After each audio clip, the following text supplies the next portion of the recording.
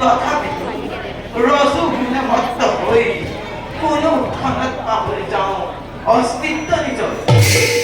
সেইবাবেই মহাদিশী ভিগুমুনি দ্বাৰা ভাৱগ্ৰস্ত হৈ মৰ্ত্যৰ ৰূপত পেলোৱালো অস্তিত্ব সেইবাবেই কৰে যদি কোনোবাই তপ আৰাধনা নাচিবলৈ বাধ্য হওঁ চাওঁ এনে মই নিষ্কৰ্তব্য